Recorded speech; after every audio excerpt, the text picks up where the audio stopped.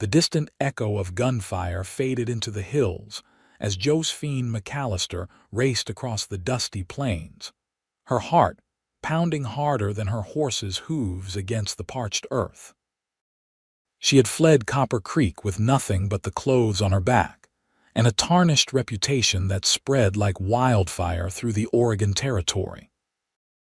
The year was 1876, and for a woman alone, the frontier offered little mercy, especially one whose name had been dragged through the mud by a powerful man's lies. The setting sun cast long shadows across the rolling landscape as Josephine spotted the outline of Oregon City in the distance. This would be her 7th town in as many months, each previous refuge discovered by those who believed the vicious rumors. Exhaustion clung to her bones as she slowed her horse to a trot, knowing she needed to craft a new identity before sunrise. "Just a little farther, Belle," she whispered to her chestnut mare, patting the animal's sweaty neck. "Maybe this time will be different." The main street of Oregon City bustled with evening activity despite the late hour. Miners, farmers, and townsfolk moved between establishments with purpose, while oil lamps cast warm glows through windows of businesses still open for trade. Josephine kept her head low as she passed the general store, the blacksmith's forge, and finally the local saloon, where raucous laughter spilled onto the street alongside the tinkling notes of a slightly out-of-tune piano.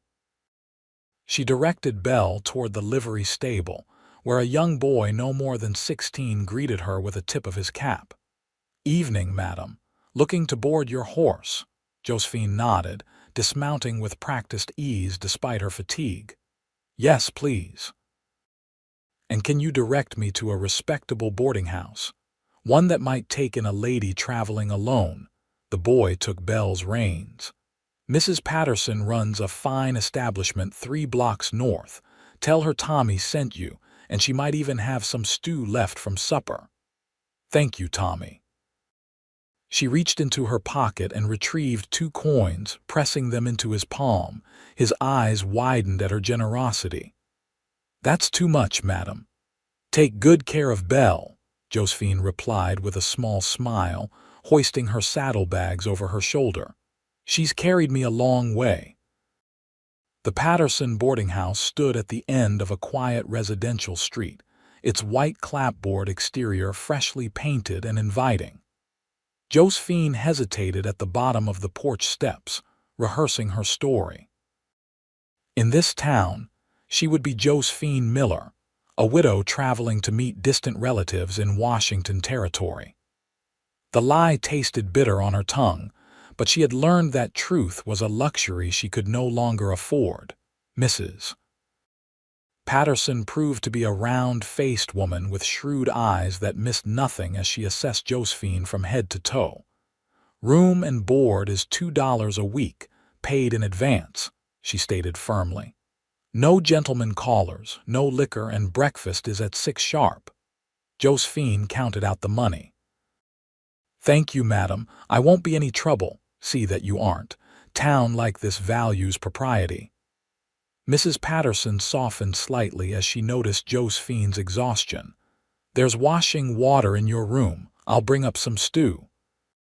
The room was small but clean, with a narrow bed, a washstand, and a small window overlooking the main street. Josephine set her saddlebags on the floor and sank onto the mattress, allowing herself a moment of relief before beginning her nightly ritual of washing away the dust of the road. By morning, she would need to secure employment. Her savings wouldn't last forever, and idle hands invited suspicion. Perhaps the general store needed help, or one of the restaurants. She had worked as everything from a laundress to a schoolteacher in her flight from Copper Creek, always moving on when whispers of her past threatened to catch up. After washing her face and hands, Josephine heard a soft knock at the door. Mrs. Patterson entered with a tray bearing a steaming bowl of stew and a chunk of bread. "Eat up and get some rest," the woman advised. Oregon City's a decent place for those willing to work hard and mind their own business. That's exactly what I'm hoping for, Josephine replied earnestly. Later, as she lay in the unfamiliar bed listening to the occasional sounds of horses and wagons passing below her window, Josephine allowed tears to escape for the first time in days. She had once been the respected daughter of a banker, educated and destined for a comfortable life. Now she was running from town to town, pursued by rumors started by Edward Blackwell, the wealthy mine owner whose advances she had rejected. His revenge had been swift and devastating accusations of theft and immoral behavior that no one dared question coming from such a powerful man. "This time will be different," she whispered into the darkness, not entirely convinced. "It has to be." Dawn arrived with the sounds of Oregon City awakening. Josephine dressed in her second-best dress, a navy blue cotton with minimal adornments, and pinned her honey-brown hair into a modest chignon. She needed to appear respectable yet not draw undue attention. Breakfast was a simple but hearty affair of porridge, biscuits, and strong coffee. The other boarder's two elderly sisters and a traveling salesman nodded politely but asked few questions, much to Josephine's relief.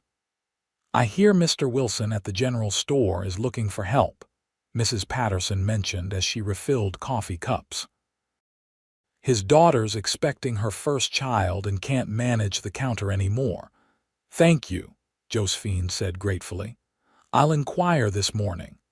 Wilson's general store occupied a prime location on Main Street. A bell jingled cheerfully as Josephine entered, taking in the well-organized shelves stocked with everything from preserved foods to farm implements, fabric to patent medicines. A bespectacled man in his 50s looked up from behind the counter. "Good morning, miss. What can I help you find today?" "Good morning, sir. I was told you might be looking for assistance in the store," Josephine said, summoning her most professional tone. "I'm new to town but have experience with accounting and customer service." Mr. Wilson raised an eyebrow. "You're educated then?" "Yes, sir." "My father believed in schooling for his daughters as well as his sons." The storekeeper considered her for a long moment. "Can you start today? My daughter's husband is taking her to Portland to see a specialist. I'm short-handed." Relief washed over Josephine. "Absolutely. I'm a quick learner." "The position pays $15 a month, Sundays off," he explained, coming around the counter. "I'll need your full name for my records." "Josephine Miller," she replied, the false surname still awkward on her tongue. "Well, Mrs. Miller, miss," she corrected automatically, then winced. Her widow's story would be more believable. "That is, I am widowed, but I've never grown accustomed to the title." Something flickered in Mr. Wilson's eyes, sympathy or suspicion. She couldn't tell, but he merely nodded. "Miss Miller, then, let me show you the inventory system." The morning passed in a flurry of information, as Mr. Wilson explained his meticulous bookkeeping and introduced Josephine to regular customers. Most were friendly, if curious about the newcomer, and Josephine carefully responded with her practice story, emphasizing her temporary stay in Oregon City.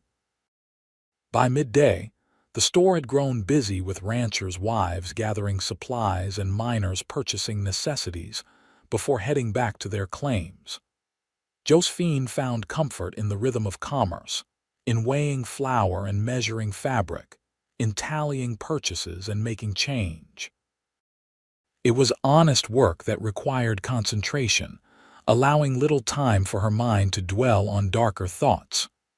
"You're a natural," Mr. Wilson commented as the lunch hour lull arrived. "Take 30 minutes to eat if you like. There's a cafe next door that serves decent food."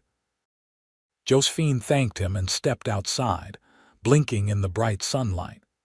The street bustled with activity, freight wagons loaded with timber, cowboys leading horses to the blacksmith, children darting between adults on mysterious errands of their own. For a moment, she allowed herself to imagine belonging here, becoming part of this community's tapestry. The cafe was modest but clean, with checkered tablecloths and the enticing aroma of beef stew simmering. Josephine chose a small table near the window and ordered the cheapest option on the menu, a bowl of soup and bread for 15 cents. She was halfway through her meal when the cafe door swung open, admitting a tall figure that commanded immediate attention. The man removed his hat, revealing sun-streaked brown hair and a face weathered by years under the open sky.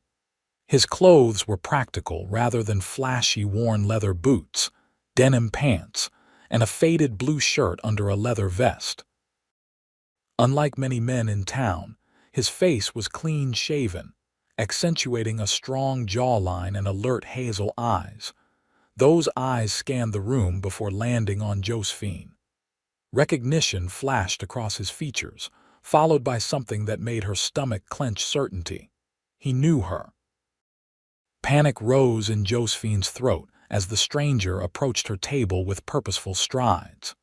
She calculated her options, the distance to the door, whether she could reach the boarding house, and gather her things before he spread whatever rumors he carried.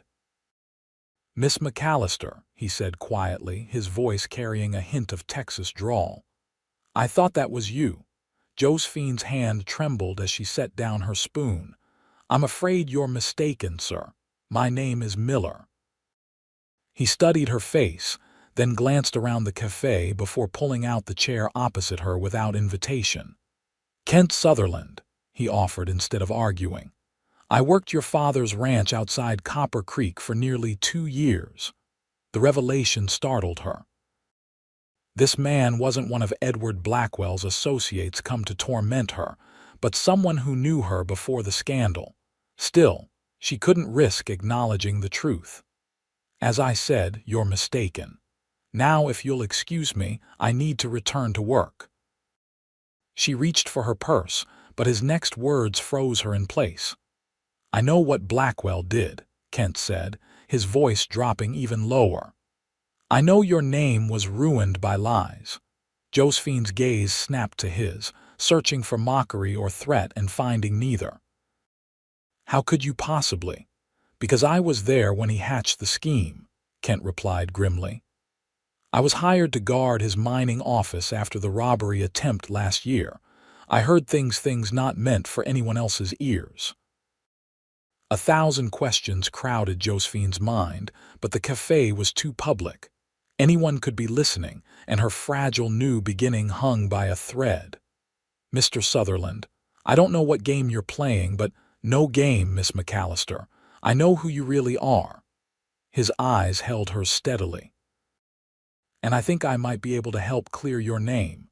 For the first time in months, hope flickered in Josephine's chest, a dangerous, fragile thing she hardly dared acknowledge. "The general store," she whispered. "I finish at 6. Kent nodded once and rose from the table. "Until then." He departed as quickly as he'd arrived, leaving Josephine to stare after him with her meal forgotten. Could she trust him? The very notion seemed foolish after all she'd endured. Yet there had been something in his direct gaze that compelled belief. The afternoon crawled by as Josephine mechanically assisted customers while her thoughts raced. Kent Sutherland claimed to have information that could exonerate her, but what exactly did he know?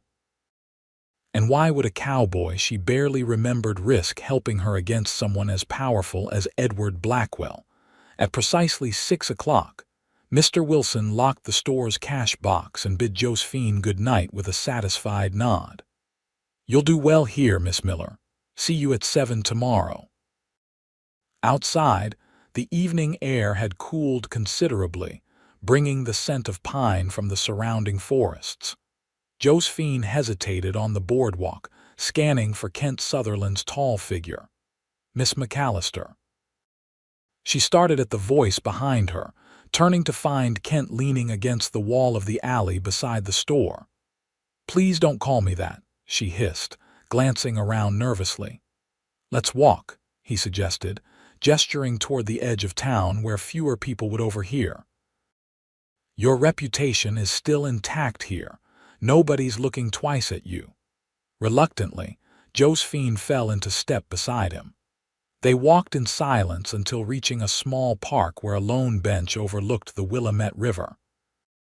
The setting sun turned the water to molten gold, a beauty Josephine might have appreciated under different circumstances. "Why are you in Oregon City?" she asked once they were seated. Kent turned his hat in his hands. "Tracking Blackwell's operations. After what happened in Copper Creek, I couldn't stomach working for him anymore. I've been gathering evidence of his wrongdoings, the claim jumping, the bribes to officials, and yes, the lies he spread about you." "Evidence?" Josephine's heartbeat quickened. "What sort of evidence?" "Letters. Financial records showing payments to witnesses who testified against you. And this." Kent reached inside his vest and withdrew a folded document. "A confession from Jim Reeves, the store clerk who claimed you stole that necklace. Blackwell paid him $50 to lie." Josephine's hands shook as she unfolded the paper. There it was in black and white, an admission that Edward Blackwell had orchestrated the theft accusation after she'd refused his proposal of becoming his mistress. Tears blurred her vision as she read the details of how her life had been systematically destroyed. "Why?" she whispered, looking up at Kent. "Why would you do this for me?" A muscle worked in his jaw as he stared out at the river. "Because I watched my own sister suffer a similar fate years ago in Texas. A wealthy rancher took a liking to her, and when she refused him, he spread rumors that ruined her standing in our town. He paused, pain etching lines around his eyes. "She couldn't bear the shame. Took her own life when I was 16. "I'm so sorry," Josephine said softly, understanding now his motivation. "When I realized what Blackwell was doing to you, I couldn't stand by. Not again." Kent turned to face her fully. "But collecting evidence hasn't been enough. Blackwell has too many connections, too much influence. I need something more concrete to bring him down completely. And you think I can help you find it? I think together we might stand a chance." He hesitated. "There's more you should know. Blackwell's expanding his operations. He's bought controlling interest in a mine here in Oregon City. That's why I followed his trail here. I didn't expect to find you." The revelation sent a chill down Josephine's spine. "He's coming here." "When?" "Within the month, according to what I've heard. He's sending his foreman ahead to assess the operation." Kent's expression grew grave. "If he discovers you're here, I'll have to run again," she finished, despair washing over her. "Or we can finish this," Kent countered. "Gather enough evidence that not even his money can silence the truth." "But it would be dangerous." Josephine stared at the confession in her hands. For months she had been running, hiding, starting over only to flee again. The exhaustion of constant fear had hollowed her from within. What Kent proposed offered risk, but also the possibility of reclaiming her life and her family name. "What exactly would we need to do?" she asked. "Access his business records here in Oregon City. Find proof of his illegal dealings that would interest federal marshals, not just local lawmen he can bribe." Kent leaned forward. "I've been working as a hand at the Wilkinson Ranch outside town, but I've made inquiries about security positions at the mine. If I can get hired there, and I already have a position of trust at the general store," Josephine added, her mind working rapidly. "Mr. Wilson supplies the mining operations. I could potentially see shipping manifests, orders." Kent's eyes brightened with admiration. "You catch on quick." "I've had to," she replied simply. They sat in silence for a moment, the weight of their potential alliance hanging between them. Josephine studied Kent Sutherland's profile as he gazed thoughtfully at the darkening horizon. There was something solid about him, a steadiness she hadn't encountered in her months of fleeing from shadow to shadow. "Why should I trust you?" she finally asked, the question that had been burning in her mind since their encounter in the cafe. Kent turned to her, his expression serious. "You shouldn't, not completely. Not yet. Trust has to be earned." He stood and offered his hand to help her rise from the bench. "But I give you my word, Josephine McAllister, that I will not betray your confidence. Whatever happens, your secret is safe with me until you choose otherwise." The use of her real name, spoken with such certainty, sent an unexpected warmth through her chest. She placed her hand in his, noting the calluses that spoke of honest labor. "I should get back to the boarding house before Mrs. Patterson locks the doors," she said, withdrawing her hand quickly. "I'll walk you part way," Ken offered. "Less conspicuous if we're not seen arriving together."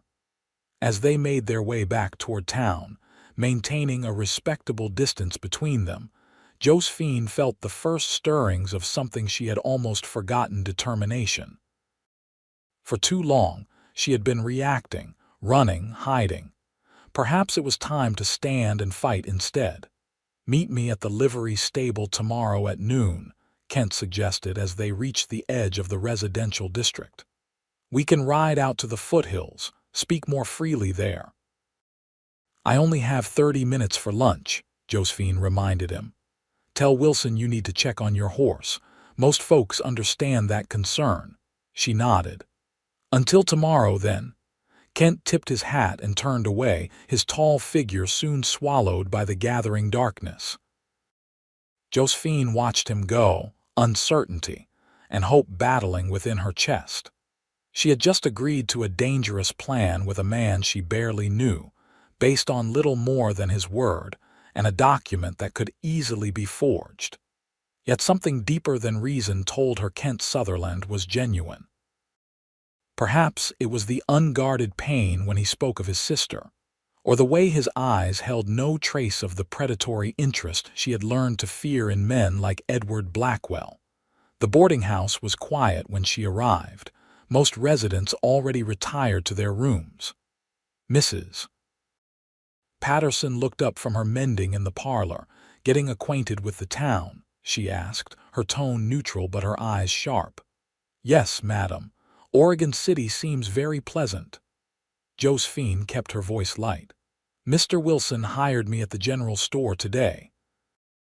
The landlady's expression softened slightly. "Wilson's a fair employer. You've made a good start." "Thank you. Good night, Mrs. Patterson." In her room, Josephine carefully hid Jim Reeves' confession inside the lining of her trunk before preparing for bed. As she brushed her hair, her reflection in the small mirror appeared different, somehow less haunted, perhaps. The constant fear that had been her companion for months had receded, if only temporarily. Sleep came easier than expected, and for once, her dreams were not filled with pursuit and panic.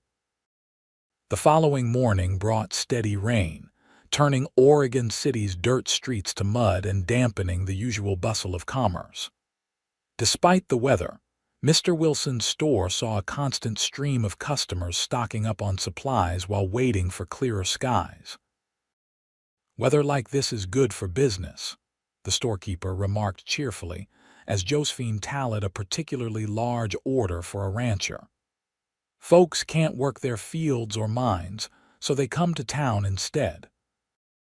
The morning passed quickly, and as noon approached, Josephine grew increasingly anxious about her planned meeting with Kent.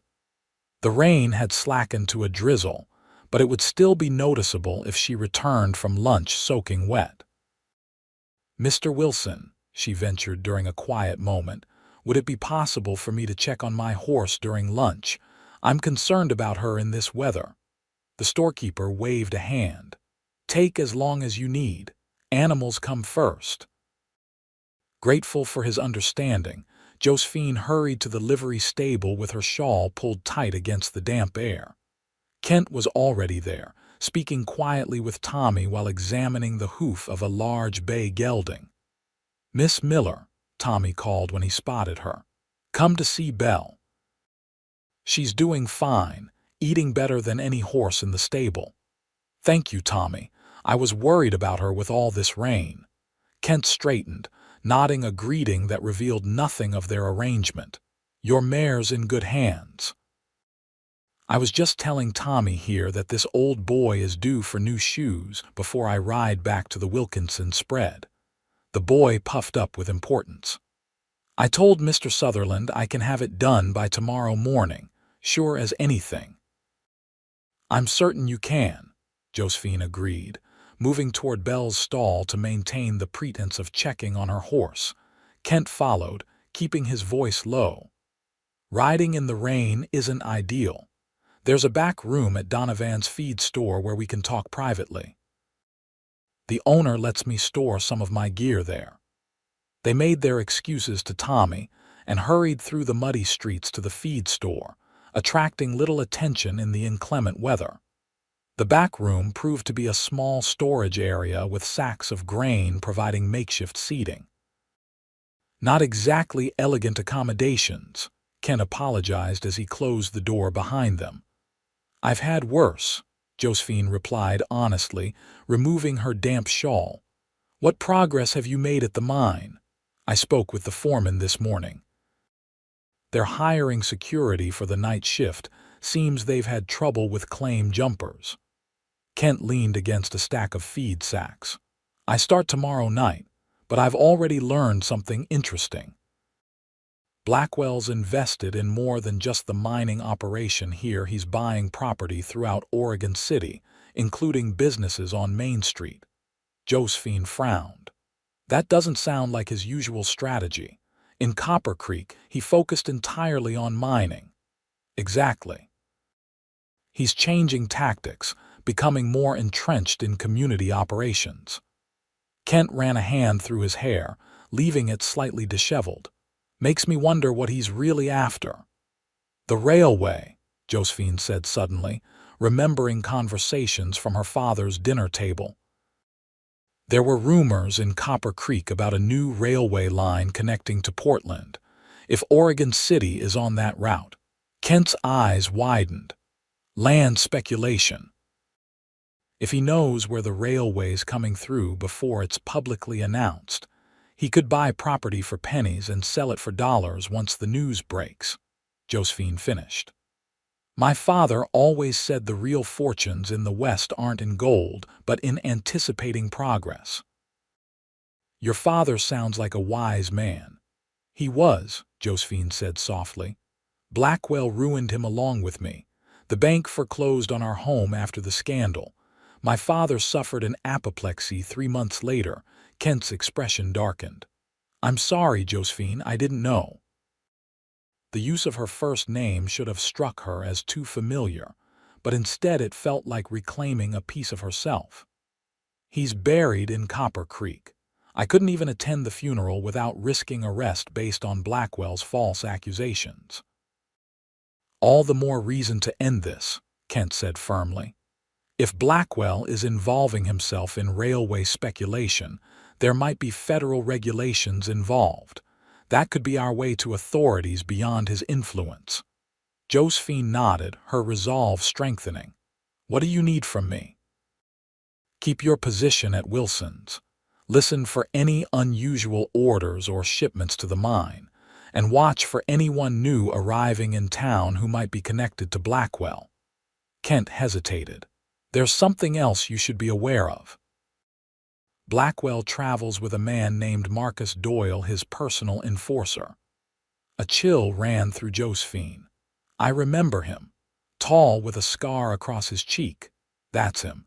If you see Doyle in Oregon City, find me immediately. Don't go back to your boarding house.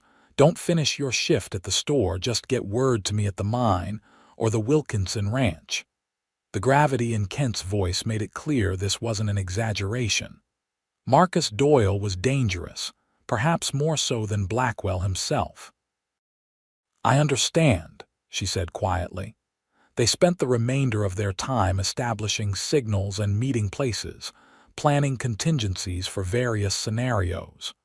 When Josephine realized she had been gone nearly an hour, she rose hastily. "Mr. Wilson will wonder what's become of me."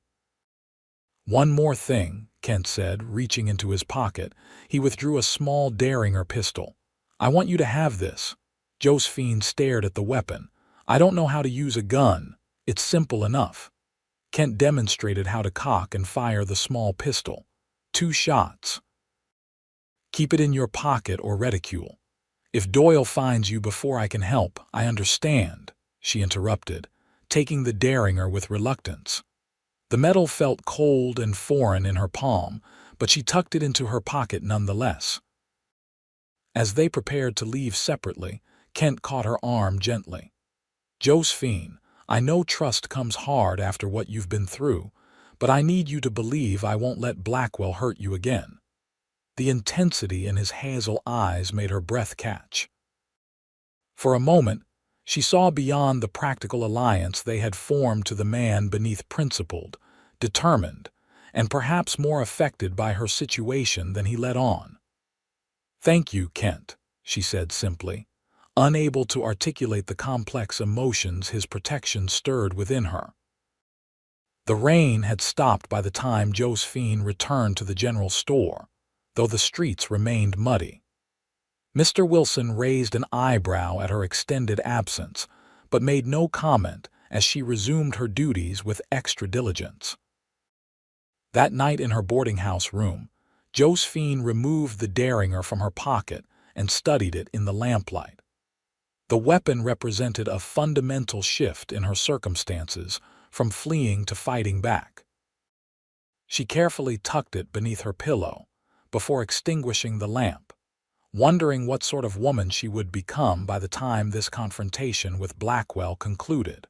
Over the next week, Josephine and Kent settled into a routine of brief meetings and exchanged information. Kent secured his position at the mine and began mapping its operations, noting discrepancies in the ore shipments and unusual midnight deliveries. Josephine, meanwhile, discovered that Mr. Wilson's ledgers contained valuable details about the mining company's purchases, including equipment that seemed excessive for the mine's reported production.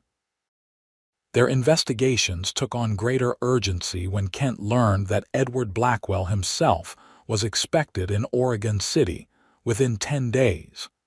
"He's bringing investors from San Francisco," Kent explained during one of their clandestine meetings behind the feed store. "Plans to give them a tour of his holdings here, including businesses along Main Street."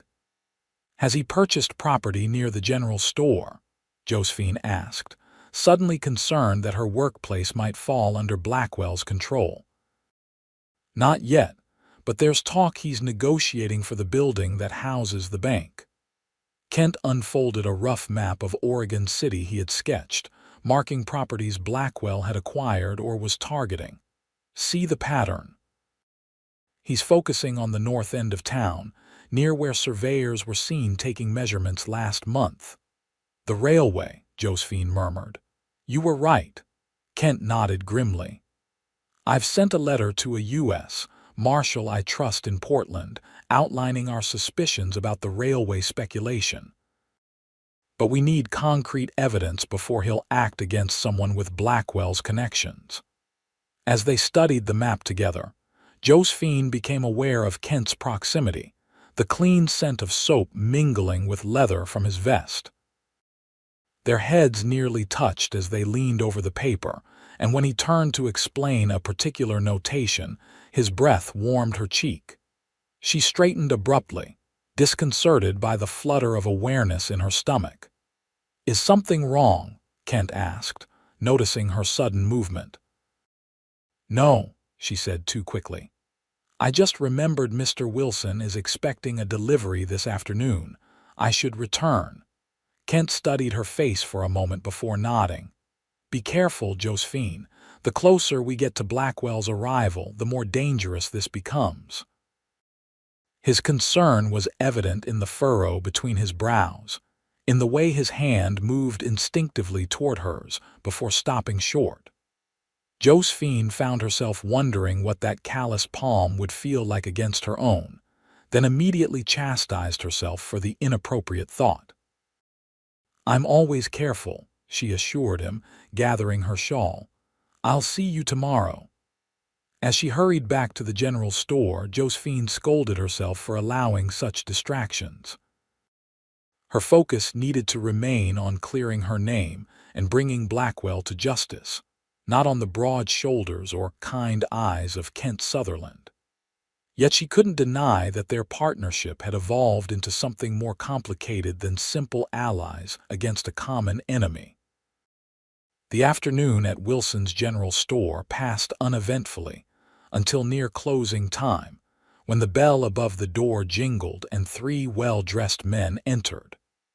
Their fine suits and immaculate boots marked them immediately as outsiders in the practical frontier town. "Good afternoon, gentlemen," Mr. Wilson greeted them. "What can I help you find today?" The tallest of the three, a silver-haired man with a neatly trimmed beard, stepped forward. "Just browsing for now, thank you. We're interested in the commercial prospects of Oregon City." Josephine kept her head lowered as she restocked a shelf of canned goods, but her senses were on high alert. The men moved through the store, commenting on its organization and inventory, while asking pointed questions about business conditions in town. "And how long has this establishment been here?" the bearded man inquired. 22 years, Mr. Wilson replied proudly. "Started with nothing but a tent and a wagon load of supplies after the flood of '54 washed away the original settlement." "Impressive resilience," the man commented. "My associates and I represent certain San Francisco interests looking to invest in promising frontier communities. I'm Harrison Phillips, by the way." As introductions continued, Josephine risked a glance at the visitors. She didn't recognize any of them, but their connection to San Francisco immediately triggered suspicion. Were these Blackwell's investors? Her question was answered moments later when Phillips mentioned, "Our partner, Mr. Blackwell, speaks highly of Oregon City's potential." Mr. Wilson's eyebrows rose. "Edward Blackwell, the mining magnate, the very same. He'll be joining us next week to finalize certain arrangements." Phillips's gaze swept the store once more before landing on Josephine. "Your assistant seems quite efficient." Josephine froze as Mr. Wilson beckoned her forward. "Miss Miller joined us recently, but she's already proven invaluable." "Miss Miller," Phillips repeated, studying her with uncomfortable intensity. "Charmed, I'm sure." Josephine curtsied slightly, keeping her expression neutral despite the panic clawing at her throat. Had he recognized her? Or was his interest merely that of a man accustomed to appraising everything and everyone in terms of value? "A pleasure to meet you, sir," she murmured, her voice remarkably steady. The investors departed shortly thereafter, but their brief visit left Josephine shaken. If these men were Blackwell's advance party, his arrival was imminent. She needed to warn Kent immediately. As soon as Mr. Wilson locked the store for the evening, Josephine hurried toward the livery stable, hoping Kent might be there checking on his horse. Instead, she found only Tommy, brushing down a team of draft horses. "Evening, Miss Miller." "Belle's doing just fine, Tommy. Have you seen Mr. Sutherland today?" she interrupted. The boy shook his head. "Not since yesterday. He's working nights at the Silver Creek mine now. Won't be back in town till morning most likely." Josephine bit her lip in frustration. The mine was 3 miles outside town, too far to walk alone at dusk, and she couldn't risk drawing attention by asking to borrow a horse. "If you see him, would you tell him I need to speak with him urgently? It's about a letter from home." Tommy nodded, accepting the coded message they had established. "Yes, first thing when I see him." Reluctantly, Josephine returned to her boarding house, the weight of the derringer in her pocket offering little comfort, after a largely untouched dinner under Mrs. Patterson's watchful eye. She retired to her room and spent a restless night listening for every creak and footfall in the building. Morning arrived with no sign of Kent, and Josephine walked to the general store with trepidation, constantly scanning the street for Phillips or his associates. The store was unusually busy, giving her little opportunity to watch the door for Kent's arrival. It was nearly noon when the bell jingled and he finally appeared, his expression carefully neutral as he approached the counter where Josephine was measuring fabric for a customer. "Morning, Miss Miller," he said casually. "Tommy mentioned you were asking after me yesterday, something about a letter." Relief flooded through Josephine. "Yes, Mr. Sutherland. If you have a moment once I've finished with Mrs. Barker here, take your time." Kent moved to examine a display of pocket knives while Josephine completed the fabric sale. When the customer departed, Josephine quickly recounted the investor's visit, keeping her voice low despite the empty store. Kent's expression darkened as she described Phillips's scrutiny. "Did he seem to recognize you?" Kent asked. "I'm not certain. He was evaluating me, but whether as Josephine McAllister or simply as a woman, I couldn't tell." Kent's jaw tightened at the implication. "I need to find out more about these men." "If they're staying at the hotel," the bell interrupted him as Mr. Wilson returned from his lunch break. Josephine stepped back, resuming a professional distance from Kent. "Mr. Sutherland," Wilson greeted him. "What brings you in today?" "Just some tobacco and writing paper," Kent replied smoothly. "Miss Miller was helping me locate them." "Third shelf on the right," Wilson directed before turning to Josephine. "Those investors from yesterday returned this morning while you were receiving the flower delivery. Asked quite specifically about you." Josephine's blood ran cold. "About me? Whatever for? Wondered how long you'd been in town, where you came from." Wilson hung his hat on the rack behind the counter. "I told them you were a private person who did her job well, and that's all that concerned me." Kent had paused in the aisle, clearly listening though pretending to examine the tobacco pouches. Josephine forced a smile. "Thank you, Mr. Wilson. I appreciate your discretion." The storekeeper nodded. "Oregon City thrives on minding one's own business, Miss Miller. Remember that." The warning was clear. Questions about her past were circulating, and Wilson had his suspicions about her story. Whether he would continue to protect her remained to be seen. Kent made his purchases quickly, exchanging a meaningful glance with Josephine before departing. She understood without words that he would seek her out later, once he had investigated the investors further. The afternoon crawled by with excruciating slowness. Every time the bell rang, Josephine's heart leapt with equal measures of hope and dread. Hope for Kent's return, dread that Phillips or worse, Marcus Doyle, might appear. By closing time, her nerves were stretched to breaking. Mr. Wilson seemed to notice her tension as they prepared to close the store. "Miss Miller, is everything all right? You seem distracted today." "Just a headache, sir," she lied. "The changing weather, perhaps." He studied her for a long moment. "Those men who were asking about you, is there something I should know?" Josephine hesitated, weighing her options. Mr. Wilson had been fair and kind to her. He deserved some measure of truth. "I left my previous situation under difficult circumstances," she admitted carefully. "There are those who might spread untrue stories about me. I came to Oregon City hoping for a fresh start." Wilson nodded slowly. "I suspected as much. Many come west for similar reasons." He finished locking the cash box, then added, "Whatever your past, your work here has been exemplary. That counts for something with me." "Thank you, sir," Josephine said, touched by his understated support. Outside, the evening had brought a chill wind sweeping down from the mountains. Josephine pulled her shawl tighter, glancing up and down the street for any sign of Kent. When she didn't see him, she reluctantly began the walk to her boarding house. She had gone only a block when a figure stepped from between two buildings, blocking her path. Josephine's hand moved instinctively to her pocket where the Derringer rested. "Miss McAllister," a deep voice drawled. "Or should I say, Miss Miller?" The man stepped forward into the glow of a nearby storefront. It wasn't Phillips or any of the investors from the previous day. This man was younger, with a lean, predatory build and cold eyes that assessed her without emotion. A jagged scar ran from his right temple to the corner of his mouth.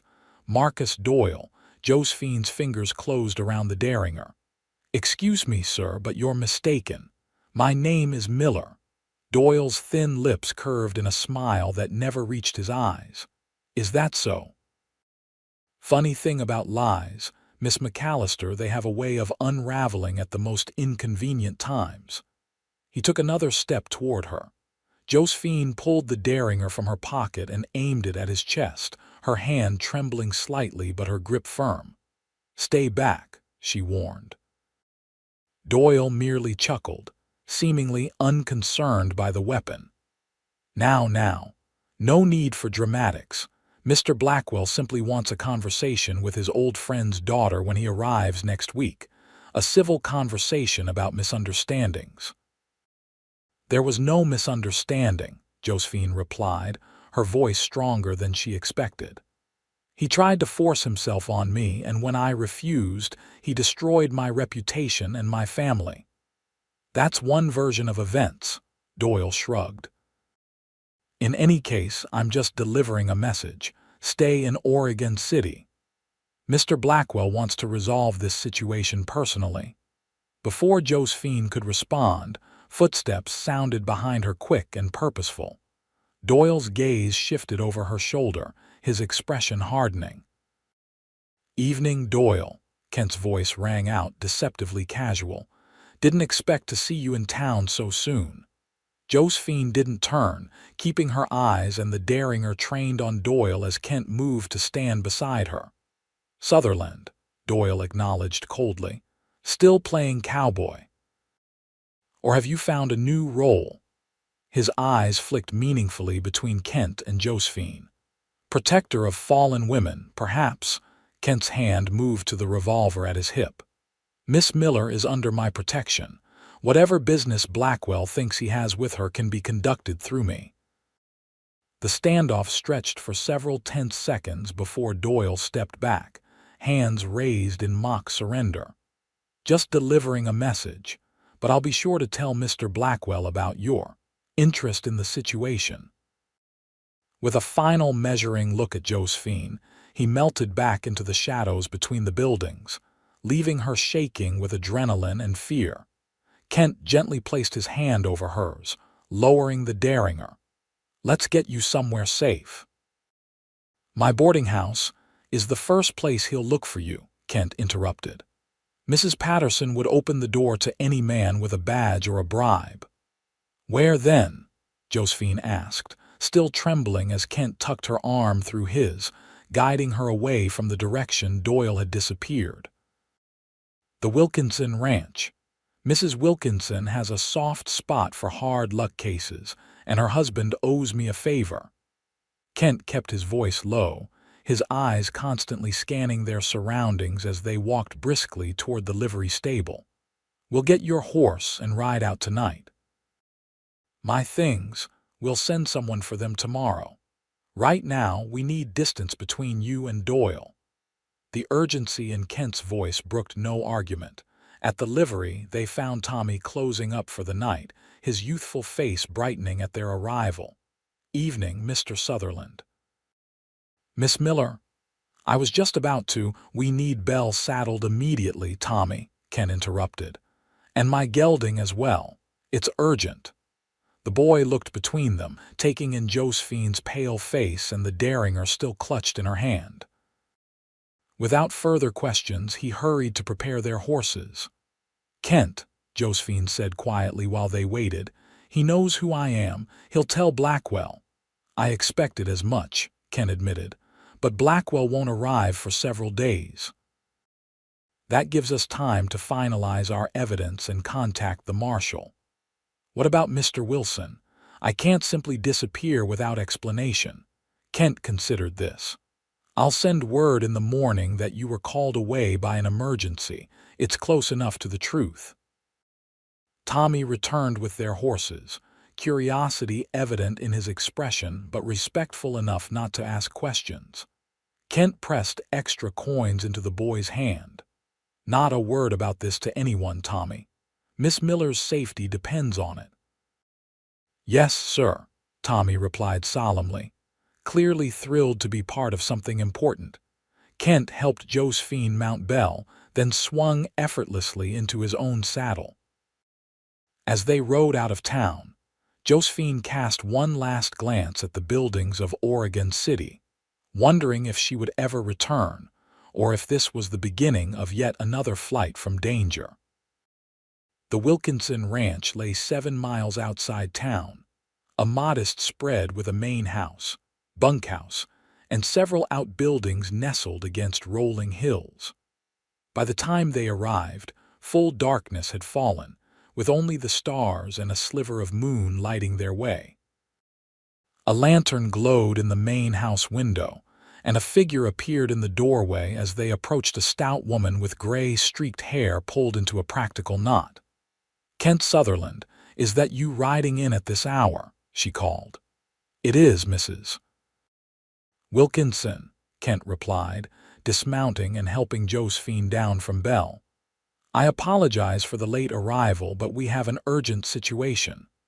Mrs. Wilkinson stepped fully onto the porch, her shrewd eyes taking in Josephine's city clothes and tense posture. "I can see that. Bring your friend inside while my boy tends to the horses." The farmhouse interior was warm and inviting, with simple but comfortable furnishings and the lingering aroma of supper. Mr. Wilkinson, a weathered man in his 60s, looked up from his newspaper with raised eyebrows. "Trouble, Sutherland?" Kent nodded, keeping his hand at the small of Josephine's back in a gesture that felt both protective and reassuring. "This is Miss Josephine McAllister. She needs sanctuary for a few days." "McAllister," Mrs. Wilkinson repeated, recognition dawning in her eyes.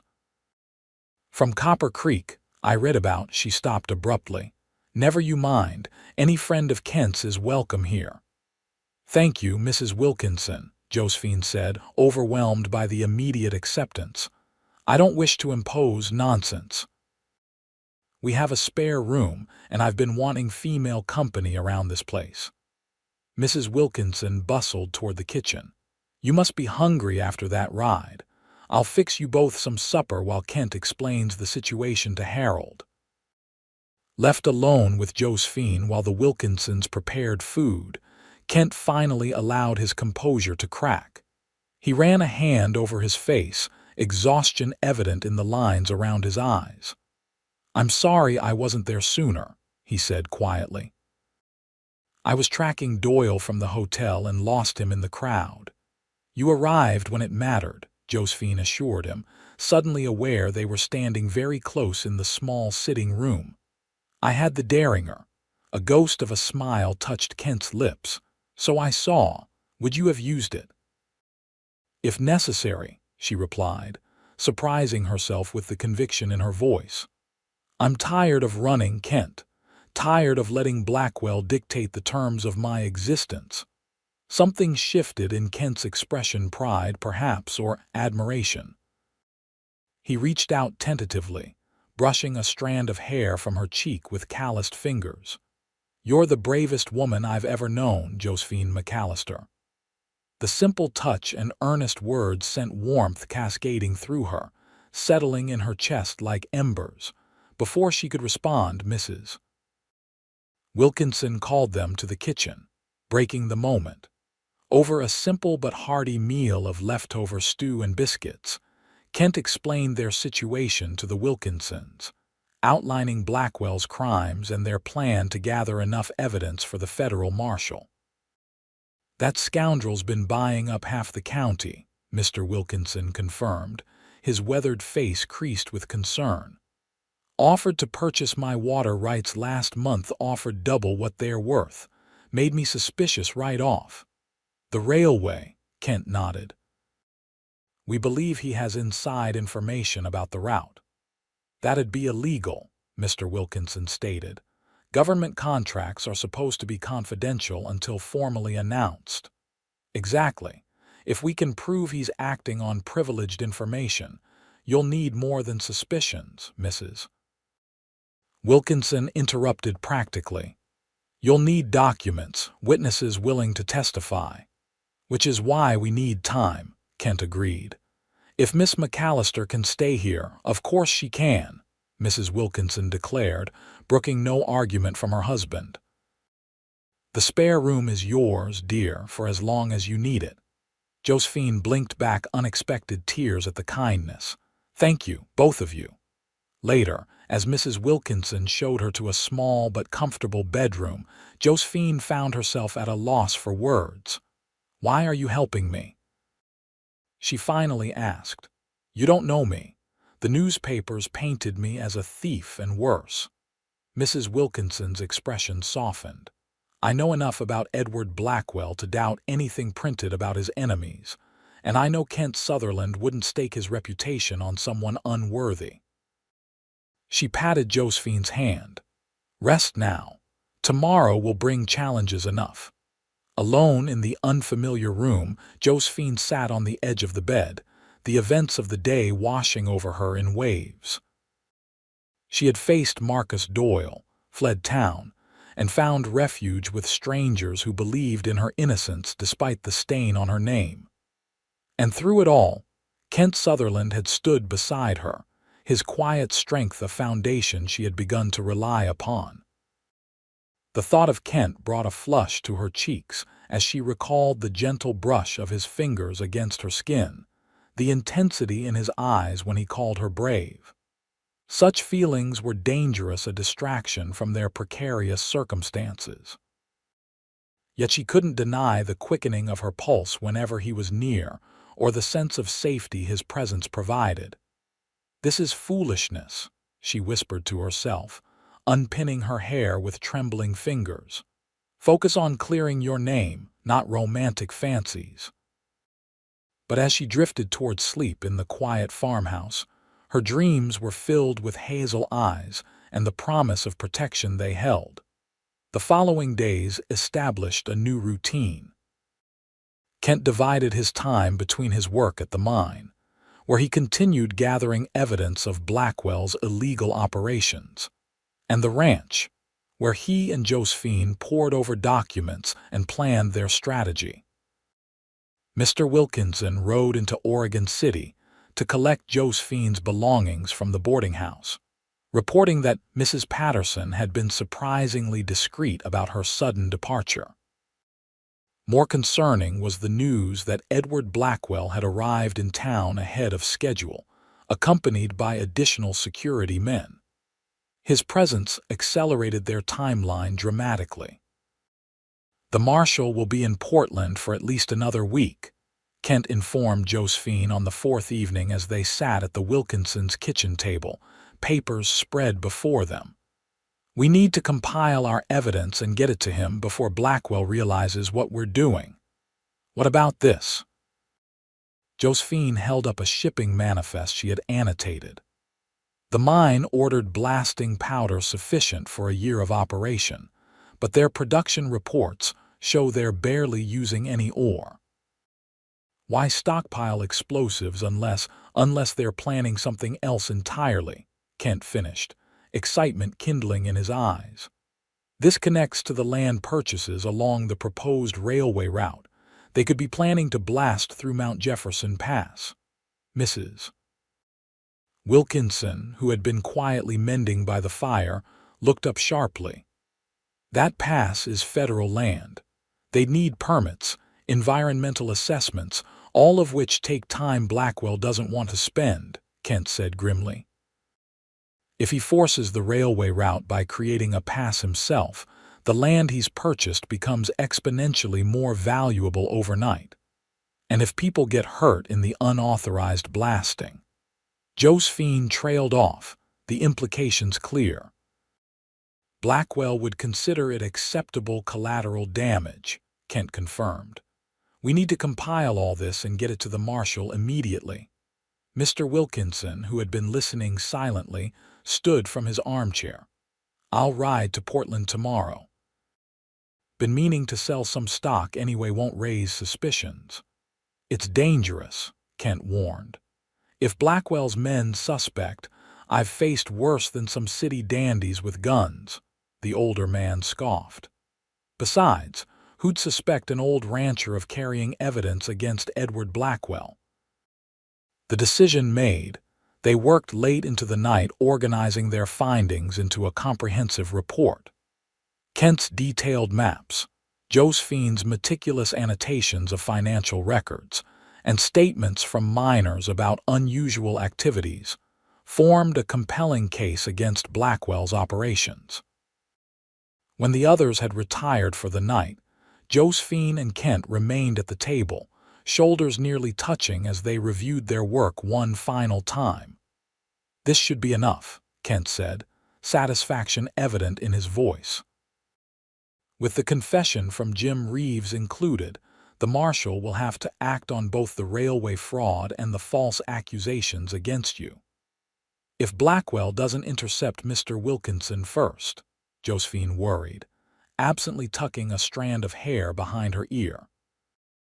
Kent's hand covered hers on the table, warm and steadying. Harold Wilkinson is smarter than he looks. He'll get through. The simple contact sent awareness spiraling through Josephine. Over the past days, such casual touches had become more frequent between them, a hand at her back, fingers brushing as they exchanged documents, shoulders pressed together as they studied maps. Each instance left her increasingly conscious of Kent as more than an ally. "Kent," she began hesitantly, "when this is over, if we succeed, what will you do?" He looked at her for a long moment, his expression unreadable in the lamplight. "I haven't thought that far ahead. For months, bringing Blackwell to justice has been my only focus." His thumb moved slightly against her knuckles. "What about you? Will you return to Copper Creek?" Josephine shook her head. "There's nothing left for me there. My father is gone, our home seized by the bank. I thought perhaps Oregon City." "It suits you," Kent said softly. "Though after all this, you could go anywhere, start fresh without shadows following you." "Anywhere," Josephine repeated, gathering her courage. "Would your plans take you in any particular direction?" The question hung between them, laden with meaning neither was quite ready to articulate. Kent's expression softened as he studied her face. "I find my direction increasingly influenced by considerations I hadn't anticipated," he admitted, his voice dropping to a near whisper. Josephine's heart quickened at the implication, but before she could respond, a noise from outside drew Kent's attention. He rose swiftly, moving to the window with his hand on his revolver. "What is it?" she asked, tension immediately replacing the warmth of the previous moment. "Riders," Kent replied grimly, "at least 3 approaching fast." Mr. Wilkinson appeared in the doorway, rifle in hand. "Trouble? Could be. Wake Mrs. Wilkinson, get her to the storm cellar." Kent turned to Josephine. "The evidence, gather it all."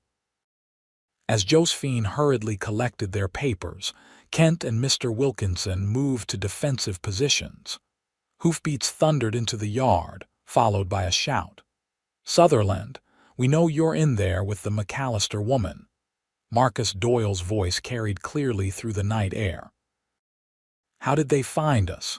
Josephine whispered, clutching the bundle of documents to her chest. "Doesn't matter now." Kent handed her his revolver. "Take this and go with Mrs. Wilkinson. I'll handle Doyle." "No," she protested.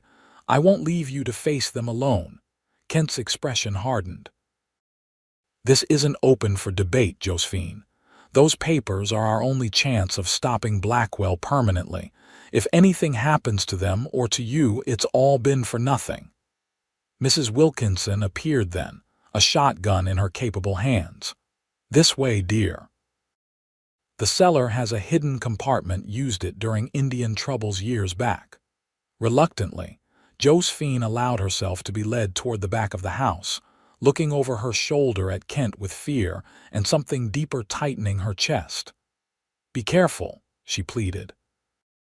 His nod was the last thing she saw before Mrs. Wilkinson hurried her through the kitchen and out a rear door to a small, concealed entrance set into the ground behind the smokehouse. The storm cellar was cool and dark, smelling of earth and preserved foods. Mrs. Wilkinson lit a small lantern once they were safely inside, revealing shelves of canned goods and supplies. "Harold and Kent can handle themselves," the older woman assured her, moving aside a barrel to expose a narrow opening in the stone foundation. "Put the papers in here. Even if they search the cellar, they won't find this spot." Josephine reluctantly relinquished the precious documents, then positioned herself near the cellar doors, Kent's revolver steady in her hand.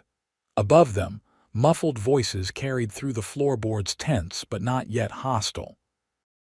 "They're negotiating," Mrs. Wilkinson observed, cocking her shotgun. "Good, gives us time." Minutes stretched like hours as they waited in tense silence. Finally, footsteps approached the main house, multiple sets, entering rather than leaving. "They've come inside," Josephine whispered, alarm rising. More footsteps, heavier now, moving purposefully through the rooms above. Searching. Coming closer to the kitchen, to the rear door that led to their hiding place. "If they find us," Josephine said quietly, "I want you to say I forced you at gunpoint, that you had no choice but to hide me." Mrs. Wilkinson snorted. "I've never told a lie to save my skin, and I won't start now. Besides," she added with surprising steel, "no one threatens my guests."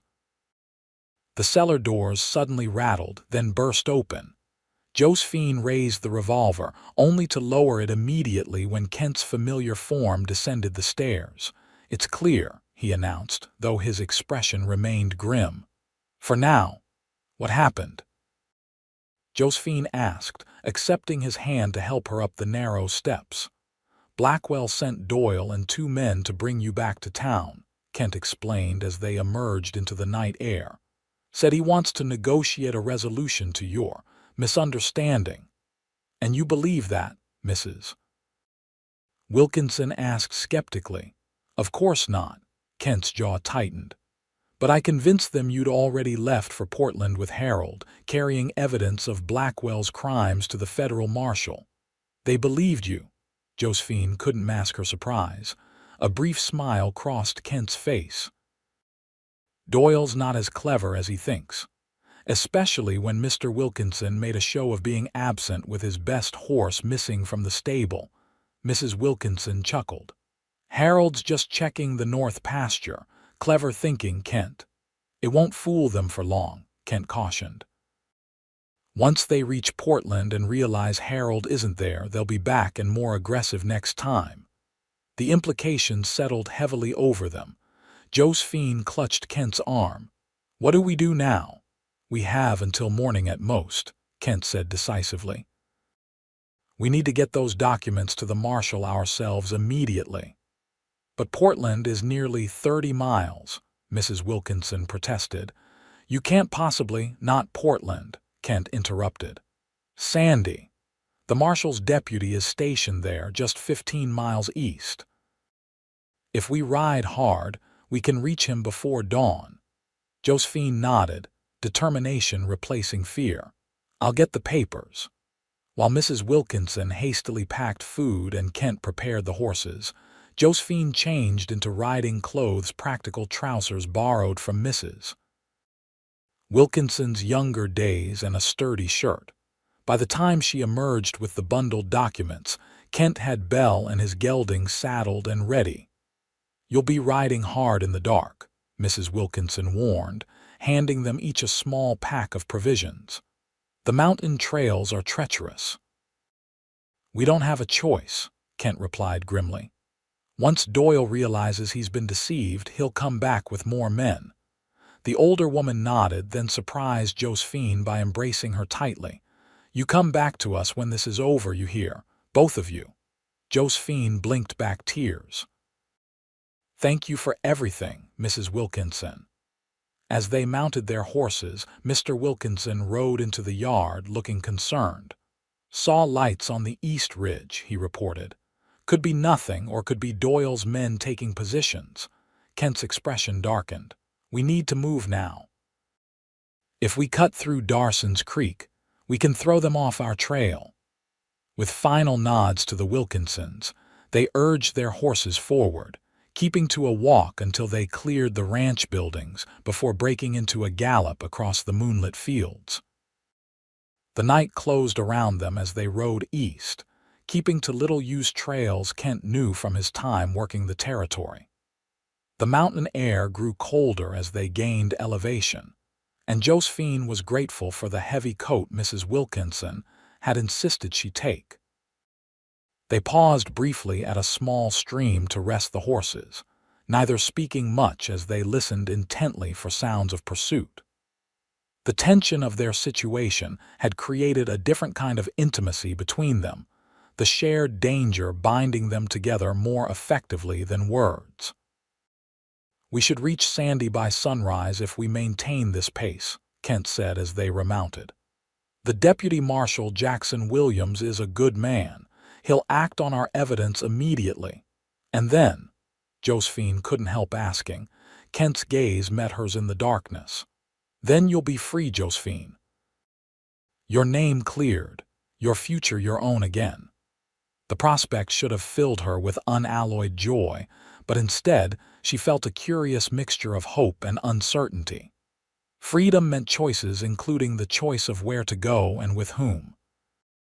They had ridden perhaps another hour when Kent suddenly raised his hand, signaling a halt. He cocked his head, listening intently, then swore under his breath.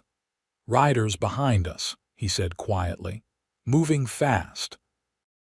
Josephine strained her ears and caught it too, the distant thunder of hoofbeats echoing through the forested hills. "Doyle, most likely.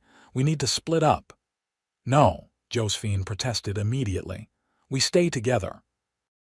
Kent turned to her, his expression grave in the faint moonlight filtering through the trees.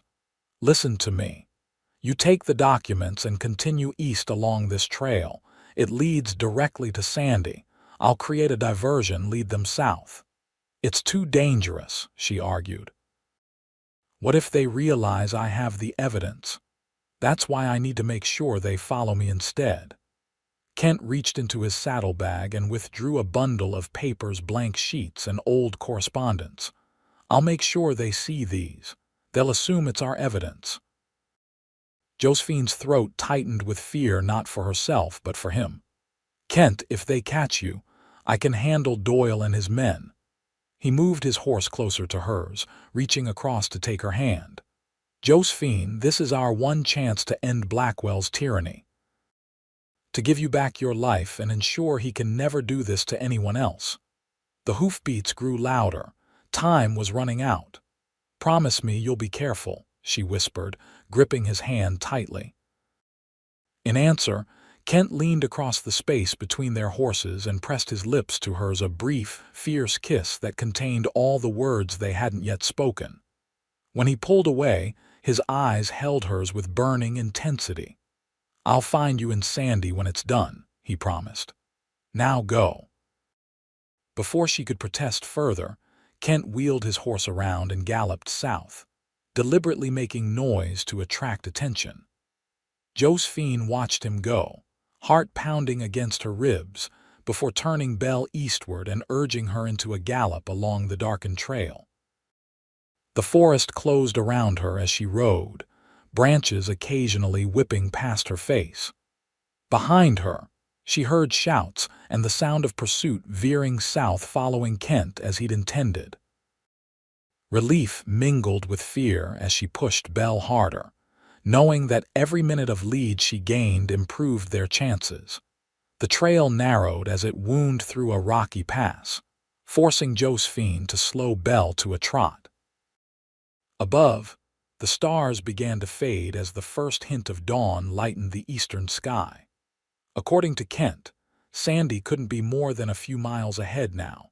She had just emerged from the pass into a small clearing when Belle suddenly reared, nearly throwing Josephine from the saddle. A figure on horseback blocked the trail ahead, the silhouette unmistakable even in the pre-dawn light. Marcus Doyle. "Miss McAllister," he drawled, leveling a rifle at her chest. "Your cowboy friend isn't as clever as he thinks.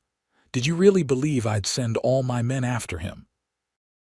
Josephine reined Belle in, her mind racing. The saddlebag containing the evidence pressed against her leg, a damning weight. "Mr. Doyle," she acknowledged, struggling to keep her voice even. "I'm simply traveling to visit acquaintances in Sandy. At this hour. Riding like the devil himself is on your heels." Doyle's scarred face twisted into a cruel smile. "No, I think you're carrying something Mr. Blackwell would find very interesting. Something about railway contracts and unauthorized mining operations."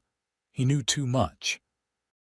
Someone had betrayed them, perhaps one of the miners Kent had interviewed, or someone at the general store who had seen their investigations. "I don't know what you're talking about," Josephine insisted, her hand inching toward the pocket where she had tucked the Derringer. Doyle dismounted, keeping the rifle trained on her. "Let's not play games, Miss McAllister. Hand over whatever documents you're carrying and Mr. Blackwell might be persuaded to be lenient. Continue this foolishness and, well..." He shrugged eloquently.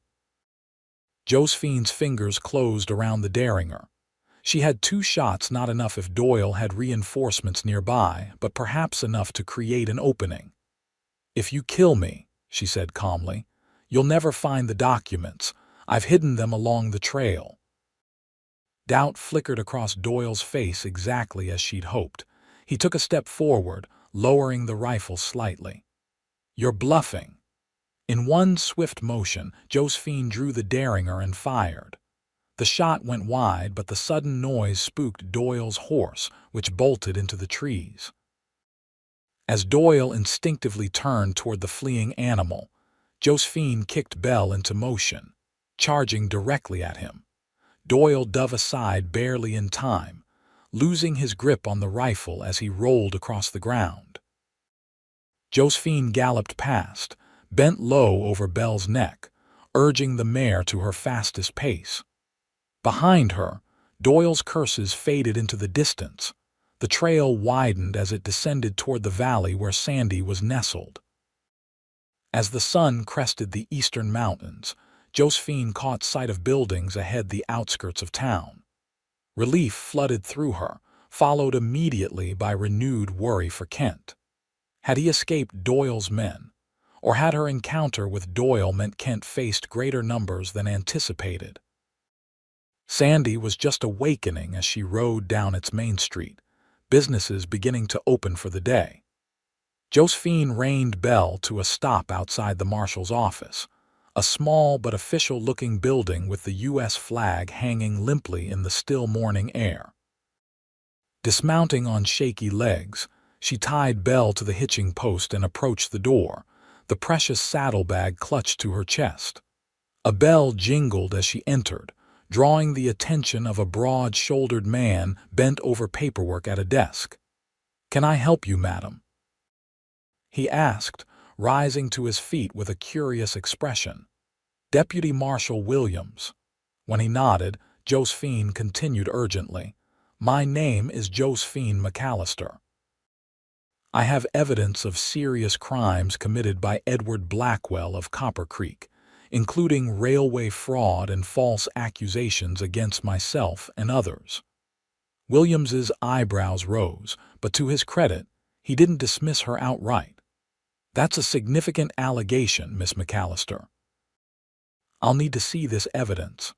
"Of course." She placed the saddlebag on his desk, withdrawing the carefully organized documents. "There's also a man, Kent Sutherland, who helped gather this information. He's being pursued by Blackwell's men and may need assistance." The deputy's expression grew more serious as he scanned the first few pages. "This appears legitimate, but I'll need time to review it properly. Where exactly is Sutherland now?" "He created a diversion to allow me to reach you," Josephine explained, anxiety sharpening her voice. "South of here in the foothills. Please, you must send men to help him." Williams studied her for a long moment, apparently assessing her sincerity. "Wait here," he finally said, moving to a back room where she heard him issuing orders to someone. When he returned, his manner had become more formal. "I'm dispatching riders to search for Sutherland. In the meantime, I'll need your full statement regarding these accusations against Blackwell." He gestured to a chair. "This may take some time, Miss McAllister." For the next several hours, Josephine recounted every detail of Blackwell's crimes, from his unwanted advances and subsequent revenge in Copper Creek to his railway speculation scheme in Oregon City. Deputy Williams took meticulous notes, occasionally referring to the documents she had provided for verification. By midday, he seemed convinced. "This is certainly enough to warrant Blackwell's arrest pending investigation," he confirmed. "I've sent a telegraph to Marshal Reynolds in Portland. He'll likely arrive tomorrow to take charge of the case." "And what about Kent?" Josephine asked, unable to hide her concern any longer. "Have your men found him?" Williams's expression softened slightly. "Not yet, but Sutherland knows this territory well.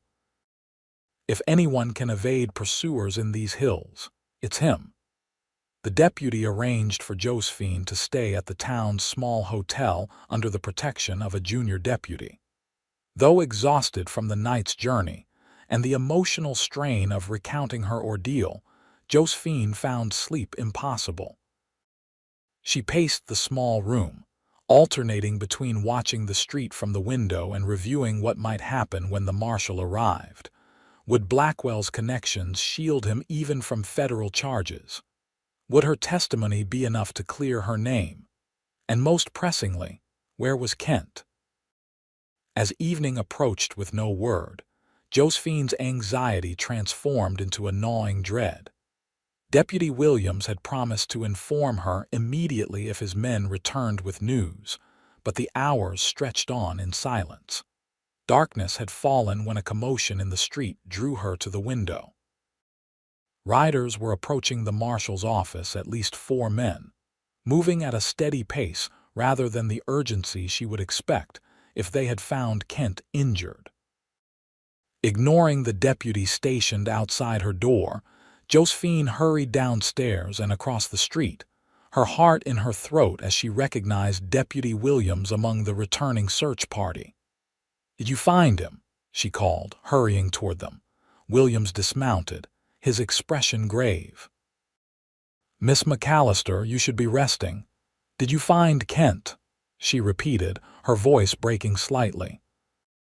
Before Williams could answer, one of the other riders dismounted, removing his hat to reveal a face she had feared she might never see again, bruised and dirt-streaked, but unmistakably Kent Sutherland's. "Josephine," he said, his voice rough with exhaustion. She closed the distance between them in 3 strides, throwing her arms around him with little regard for propriety or the curious onlookers. Kent's arms encircled her immediately, holding her tightly against his chest as she fought back tears of relief. "You're alive," she whispered against his shoulder. "I was so afraid when you didn't come." "Doyle's men were more persistent than expected," Kent explained, his breath warm against her hair. "Had to lead them on a long chase before circling back. I ran into the deputy's search party about 5 miles west of here." Deputy Williams cleared his throat. "Perhaps this reunion could continue inside. We have matters to discuss regarding Blackwell." Reluctantly, Josephine stepped back from Kent's embrace, though she kept her hand firmly in his as they followed Williams into the marshal's office. Inside, The deputy confirmed what Kent had already guessed: Blackwell had fled Oregon City upon learning of the evidence against him. Telegraph reports indicate he's heading for California, Williams explained. But Marshal Reynolds has already wired the authorities there. Blackwell won't escape justice this time. And the men with him, Doyle, Kent asked. 2 were apprehended outside Sandy. Doyle remains at large, but without Blackwell's protection, he won't get far. The news was better than Josephine had dared hope. And my name, the false accusations, Williams nodded solemnly. Marshal Reynolds will issue a formal statement clearing you of all charges once he arrives tomorrow. The evidence is overwhelming, Miss McAllister. Your reputation will be restored. The simple words struck Josephine with unexpected force. For so long, her identity had been defined by Blackwell's lies. She had been the woman fleeing scandal, hiding behind false names and fabricated histories. Now, she could simply be herself again. "Thank you," she said softly. Later, after Williams had finished debriefing Kent and arranged accommodations for him at the same hotel, they found themselves alone for the first time since their desperate parting on the mountain trail. They stood in the hotel's small parlor, the events of the past days settling around them like dust after a storm. "You did it," Kent said, admiration clear in his voice. "You got the evidence to Williams." "We did it," Josephine corrected. "I wouldn't have survived any of this without you, Kent." His expression grew serious as he stepped closer, taking her hands in his. "When I was being pursued, all I could think about was getting back to you, not just to ensure the evidence was delivered, but because—" He paused, searching for words. "Because the thought of not seeing you again was unbearable." Josephine's breath caught in her throat. "I felt the same way," she admitted, her voice barely above a whisper. "When hours passed with no word, I realized it wasn't just gratitude I felt toward you, or even friendship." Kent raised one hand to cup her cheek, his touch gentle despite the calluses on his palm. "From the moment I recognized you in that cafe, something changed for me. I told myself I was helping you because of what happened to my sister, because it was the right thing to do. But the truth is more selfish than that." "Selfish?" she questioned, leaning slightly into his touch. "I wanted to be near you," he confessed. "To see that spark of courage in your eyes, to hear your voice when you speak of justice and possibility." Somewhere along the way, bringing down Blackwell became secondary to helping you reclaim your future, a future I found myself hoping might include me. The raw honesty in his words moved Josephine deeply. This was not the practiced flattery of society gentlemen, or the demanding possessiveness of men like Blackwell. This was something far more genuine, a recognition of equals, a request rather than an assumption. "Kent," she began, gathering her courage, "when I spoke of staying in Oregon City, it wasn't just because I had nowhere else to go. It was because I hoped you might stay as well." The smile that transformed his face was worth every moment of uncertainty she had endured. "I think Oregon City would suit me just fine," he murmured, drawing her closer. "Especially with the right companion." When his lips met hers this time, there was no desperate rush, no imminent danger forcing brevity. This kiss held promise of time, of patience, of a future neither had dared imagine until now. Josephine wound her arms around his neck, allowing herself to surrender completely to the moment, to the man who had risked everything to help her reclaim her name. Marshal Reynolds arrived the following day, an imposing figure whose reputation for incorruptibility had made him a legend throughout the Oregon Territory. He reviewed the evidence methodically, interviewed both Josephine and Kent separately, and ultimately confirmed Deputy Williams's assessment. "Edward Blackwell will face federal charges for railway fraud, witness tampering, and filing false accusations," he announced formally. Miss McAllister, I will personally ensure that your name is cleared in all jurisdictions where Blackwell spread his lies. The marshal's official statement was telegraphed to newspapers throughout the territory, including the Oregon City Sentinel, which had already begun reporting on Blackwell's arrest in California.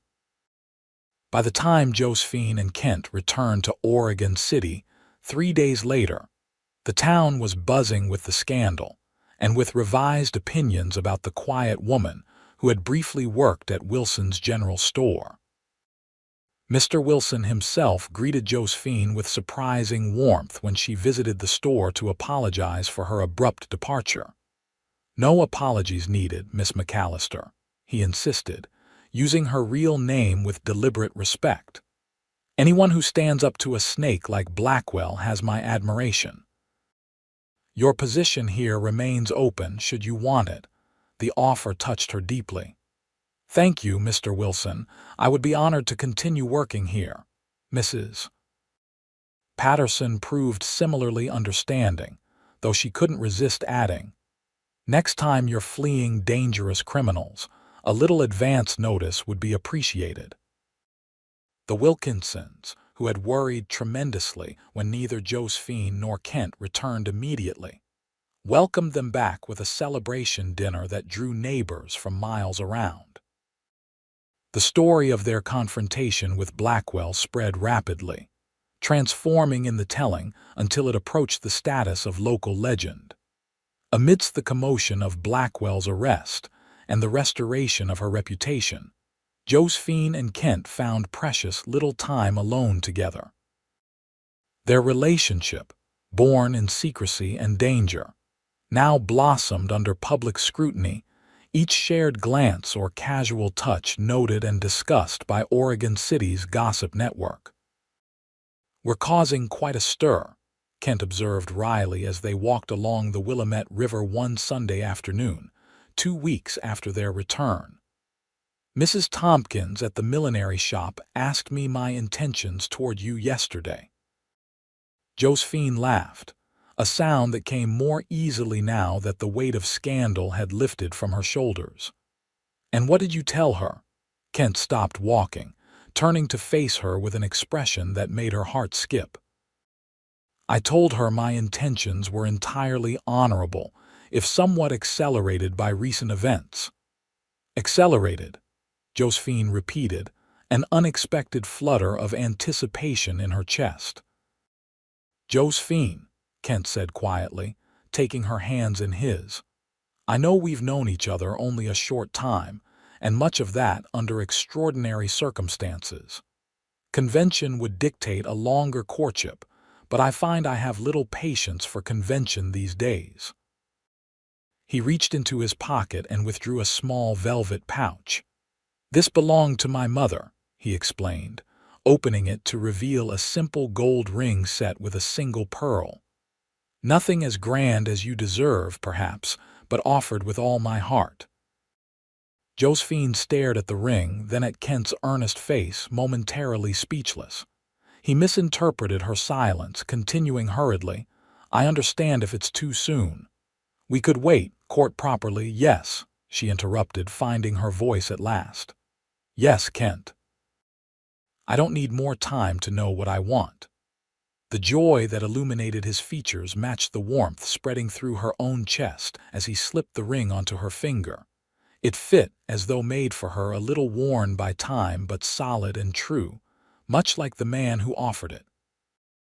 "I love you, Josephine McAllister," Kent said, the words simple but profound in their sincerity. "Not despite what you've endured, but partly because of it.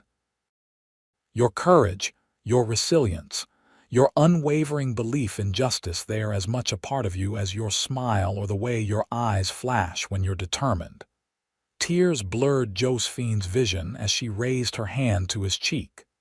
"And I love you, Kent Sutherland, for seeing me when others looked away, for believing in me when even I had begun to doubt, and for showing me that trust isn't always misplaced." Their kiss sealed the promise between them, witnessed only by the flowing river and the distant mountains that had provided both peril and protection during their ordeal. The wedding took place that autumn, as golden leaves drifted from the trees surrounding the small church in Oregon City. Mrs. Wilkinson insisted on hosting the reception at her ranch, transforming the rustic property with wildflowers and lanterns that glowed like fireflies as dusk descended. Mr. Wilson gave the bride away, a role he accepted with surprising emotion, confiding to Josephine that she had come to represent the daughter he and his wife had lost years earlier. Mrs.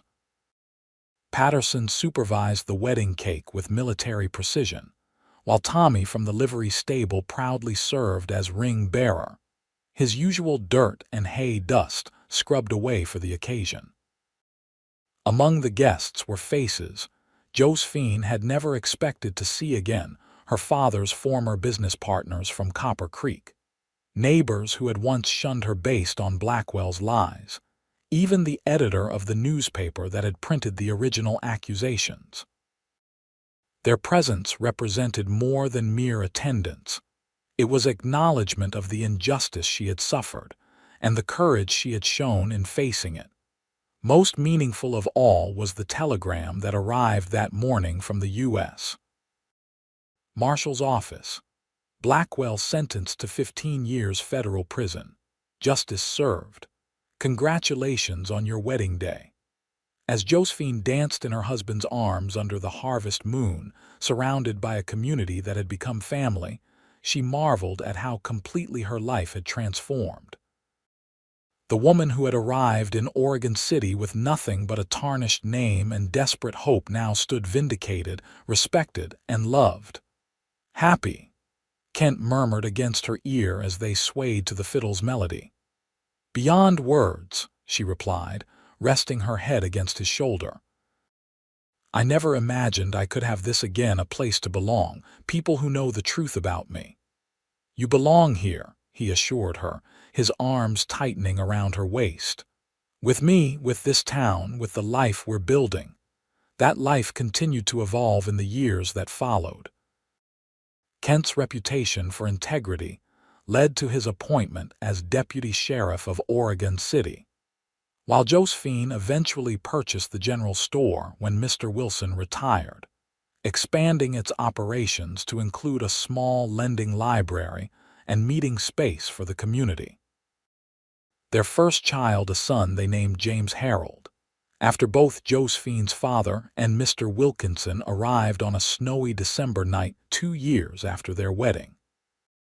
A daughter, Catherine Marie, followed 18 months later, inheriting her mother's honey-brown hair and her father's determined hazel eyes. Edward Blackwell's name faded from prominence, becoming little more than a cautionary tale about power misused and justice eventually served. Marcus Doyle was captured trying to cross into Mexico and sentenced to 10 years for his role in Blackwell's schemes. On the 5th anniversary of their first meeting in the Oregon City Cafe, Kent surprised Josephine with a deed to a small ranch outside town, not as expansive as the Wilkinson spread, but with good water rights and fertile soil for raising both crops and children. Our own piece of Oregon, he said, watching her face as she examined the documents. Something that belongs entirely to us, where no one can ever force us to leave. Josephine looked up from the deed, her eyes shining with emotion. You remembered what I said about always running, always leaving pieces of myself behind. I remember everything you've ever told me, Kent replied simply, drawing her into his embrace. Especially your promise that night by the river that you wouldn't need more time to know what you wanted. I've never regretted that decision, Josephine assured him, standing on tiptoe to press a kiss to his lips. Not for a single moment. As they stood together on the porch of their new home, watching their children explore the property with the boundless energy of youth, Josephine reflected on the unlikely path that had brought her to this moment of contentment.